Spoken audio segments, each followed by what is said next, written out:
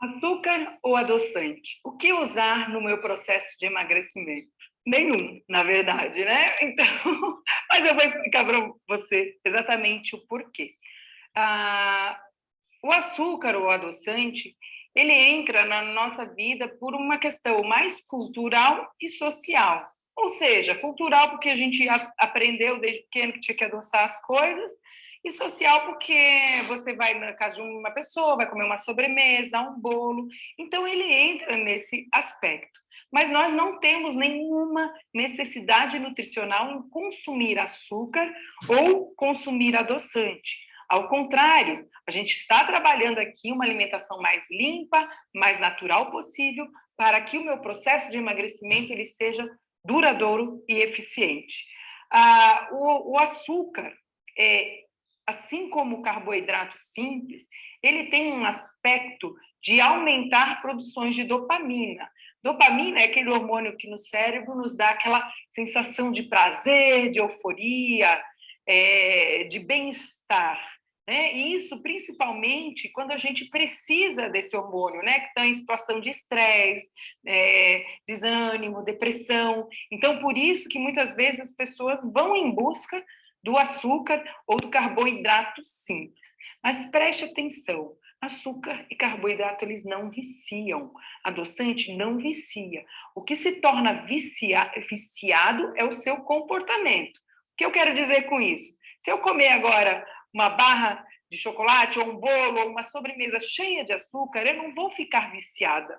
Mas se eu fizer isso dia após dia e acabar estando adicta a este comportamento, ou seja, condicionar o meu cérebro para diariamente buscar o açúcar, eu viciei o meu comportamento num alimento que, sim, ele participa do mesmo centro de vício que uma droga, que é esse centro do córtex frontal que recebe essa produção de dopamina. Então, quando você cria um comportamento vicioso, é mais difícil você retirar esse açúcar. E para você retirar, você vai ter que entender que existe essa relação igual ao vício da droga. Ou seja, você vai ter que passar por um processo de abstinência, de dores de cabeça, de vontade enlouquecida de voltar a comer. Mas, logicamente, droga te traz um malefício à saúde, o excesso de comida, de açúcar e carboidrato, outro. São coisas distintas, mas que participam do mesmo processo ali no teu cérebro. Então, é importante entender isso, porque para você conseguir retirar, você precisa entender que vai passar por isso. E o problema não é a retirada do açúcar, e sim o comportamento vicioso que você criou para chegar neste momento de ter que depender do açúcar para sentir essa sensação de prazer e saciedade. Outras ações, atitudes também promovem essa dopamina, que é a prática de exercício físico, a leitura de um livro, rir, fazer algum tipo de lazer, que é algo que você pode fazer para mudar esse condicionamento de comer o doce, de comer o açúcar. Mas é importante a gente entender que ele não é necessário para a nossa saúde. E que o açúcar, ele é açúcar, né? Independente do tipo de açúcar que a gente consumir, e é isso mesmo que a gente vai observar e aprender agora. Então, muitas vezes, as pessoas que começam uma dieta para emagrecimento, a gente vê que é um erro muito comum e fala, eu parei de adoçar o meu cafezinho com açúcar branco, estou adoçando com açúcar demerara, na mesma quantidade. Estou adoçando com mel, estou adoçando com açúcar de coco, estou adoçando com açúcar mascavo. Vai dar no mesmo, é apenas uma troca de tipo de carboidrato.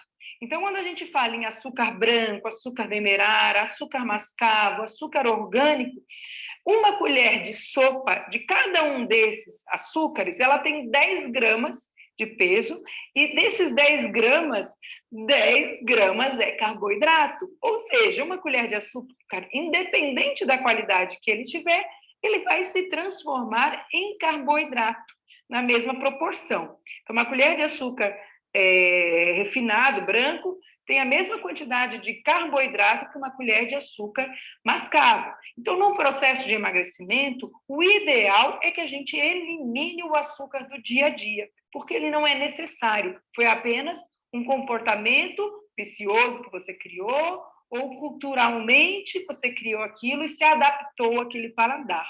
Então, eu te incentivo e te desafio a retirar do dia a dia esse açúcar que você inclui aí no cafezinho, no bolinho, na panquequinha, mesmo ele sendo um açúcar de melhor qualidade. Claro, o açúcar branco é um açúcar altamente refinado que perde todos os seus nutrientes e recebe uma substância química para branqueamento. Então, a gente tem ali um alimento altamente refinado e com esses aditivos químicos que não são legais para a saúde. Ao contrário, nós temos o açúcar mascavo, o melado, o açúcar demerara, o açúcar orgânico, como açúcares de melhor qualidade, onde a gente preserva nutrientes ali da cana e não tem o processo de refinamento nem incluso ali no processo de fazer o açúcar nenhuma substância química agressiva à saúde. Então, sim, são açúcares, né, mais saudáveis que o açúcar branco. Mas no processo de emagrecimento é tudo a mesma coisa. A gente precisa retirar. Então, eles vão servir o açúcar mascavo, o açúcar demerara, o açúcar orgânico melhor ainda, que é o açúcar sem os agrotóxicos, eles vão servir para você eventualmente preparar um bolo. Então, elimine o açúcar branco da sua família e deixe para quando for preparar eventualmente uma sobremesa, utilizar esses açúcares de melhor quantidade. Entendendo, então, um pouquinho da composição desses açúcares, para você entender que não vai fazer muita diferença você adoçar com outros tipos de açúcares. Então, o açúcar que a gente comentou até agora e o melado, eles são compostos de sacarose. Lembrando lá da nossa primeira aula de carboidratos, a sacarose nada mais é do que uma junção de glicose e frutose. Então, o que a gente tem como produto de digestão final? Glicose e frutose. Independente do tipo de açúcar que você escolheu, o melado, a quantidade de carboidrato é a mesma, a carga glicêmica é a mesma.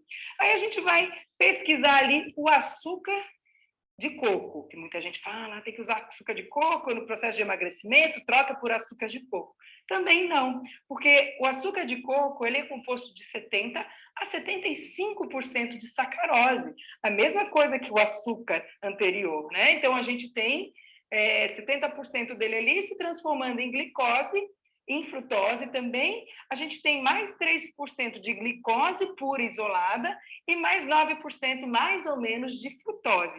Esta é a composição do açúcar de coco. Meu Deus, então até agora me enganaram. Por que falaram que o açúcar de coco era melhor do que o açúcar?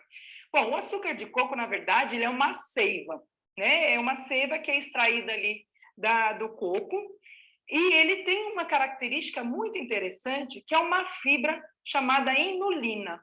A inulina é um excelente pré-biótico, uma fibra que ajuda a saúde intestinal.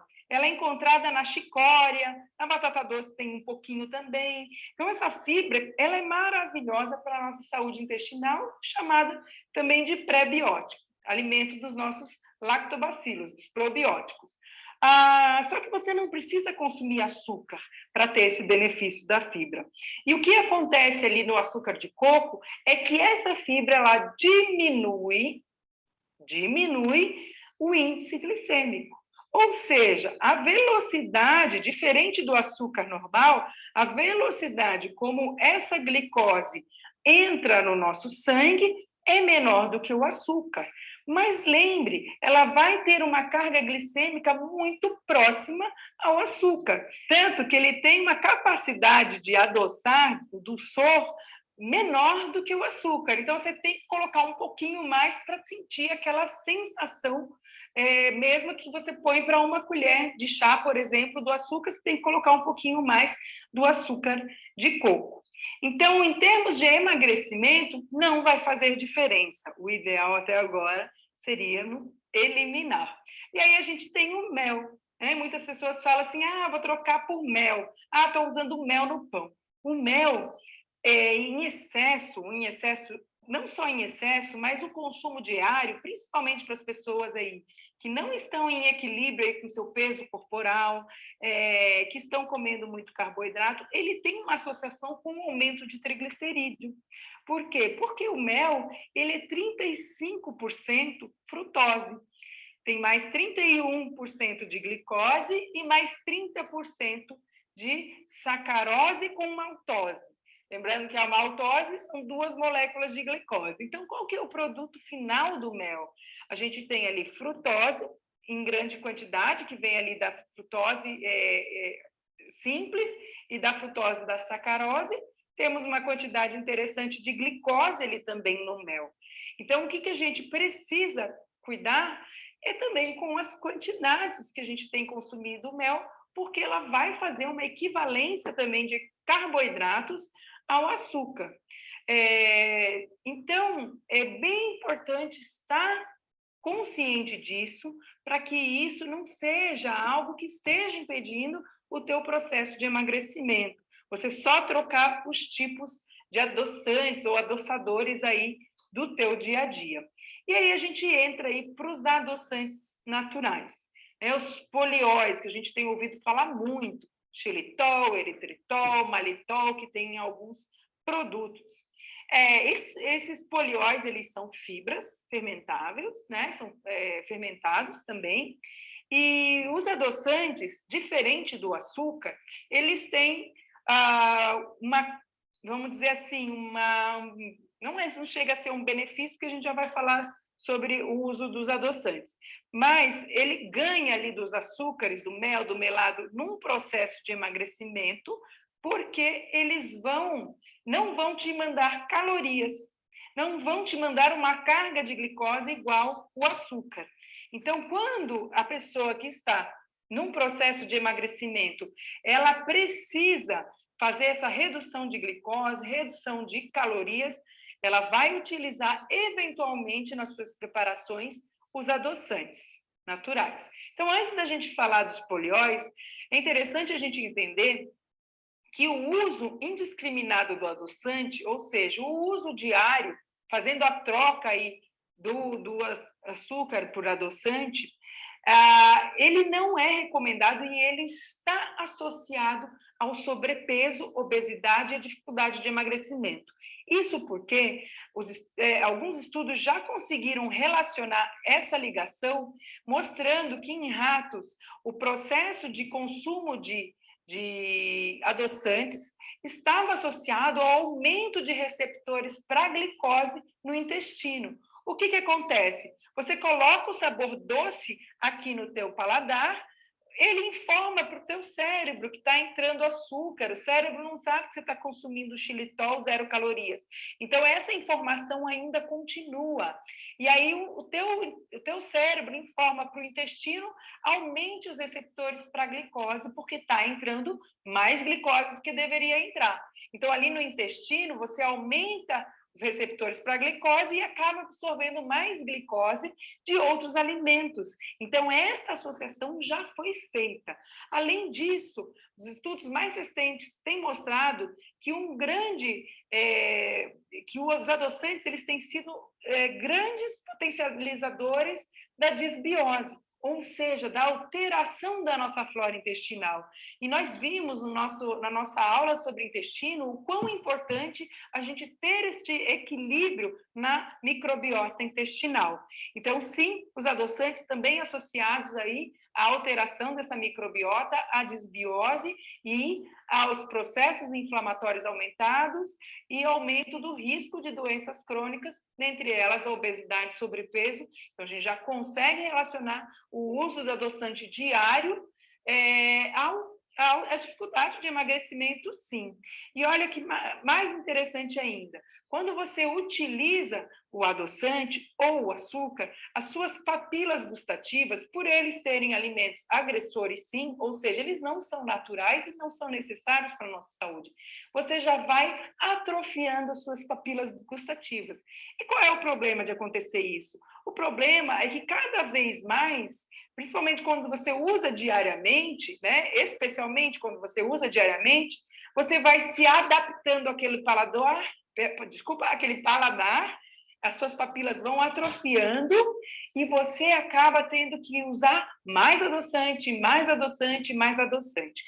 As papilas atrofiadas não estão só relacionadas a 2, 3 gotinhas de adoçante no seu cafezinho, mas sim uma má alimentação, com aspecto inflamatório, alto consumo de farinha, açúcar, alimentos industrializados e baixo consumo de alimentos naturais, principalmente ricos em fibras e micronutrientes, como os vegetais e frutas, que vão melhorar esse teu paladar. E outra, o consumo de temperos naturais também, que melhoram as tuas papilas gustativas. Então, incluir os temperos naturais nas suas preparações, açafrão, orégano, cominho, pimenta, páprica, eles vão ajudar o alecrim a melhorar as tuas papilas gustativas, a melhorar a tua adaptação aos alimentos mais naturais e ter maior palatabilidade, gostar mais de alimentos mais naturais e uma tendência a diminuir aí o açúcar. Então, isso é uma questão de você realmente se propor a fazer e deixar com o tempo passar. Vai ser difícil nos primeiros dias, mas depois você consegue se habituar. Em geral, em 15 dias, quando o meu paciente retorna aqui, após a primeira consulta, eles já colocam para mim que conseguiram retirar nesses 15 primeiros dias e que não faz mais falta. E que quando adoçam já sente que não é tão legal quanto antes. Então, eles, em 15 dias já é um tempo bem interessante para você realmente conseguir fazer essa troca, essa eliminação dos adoçadores, dos adoçantes e do açúcar no teu dia a dia, principalmente aí nos alimentos, né? Adicionado nos alimentos. Lembrando que açúcar a gente tem nas balinhas também, então atenção, né? O pessoal que fica comendo balinha, que tem só 2 calorias, mas aquilo ali é açúcar puro, né? Aí com uma balinha aqui, um chiclete com açúcar ali, vai comendo um bombonzinho ali, vai somar ao final do dia, vai dar quase uma xícara de açúcar só de bala e bombom e chiclete, né? Então a gente tem que lembrar que o açúcar não é só aquele que a gente adiciona, mas também tem nos produtos, nos alimentos, nas balas, nas guloseimas aí. Então, voltando ao assunto dos polióis, a gente tem os 3 mais conhecidos ali, que é o xilitol, eritritol e o malitol. O xilitol e o eritritol, eles são polióis, são fibras que vêm da fermentação de frutas, madeira, cogumelos. A extração desses adoçantes é muito cara. Então, é feita uma extração, por isso que eles se tornam caros no mercado, mas essa extração ela é cara, e ainda a extração do xilitol é feito de um processamento químico próximo do açúcar. Então, existe a adição de substâncias químicas ali também. Ainda não se faz, né, pelo que eu estudei aí, até os últimos estudos, a extração desse xilitol de uma maneira mais saudável. Eu preciso passar por um processamento também químico. Então, entendendo que é sim uma possibilidade de você talvez adoçar uma panquequinha eventualmente, ou fazer um cookie com esses polióis, um deles, né?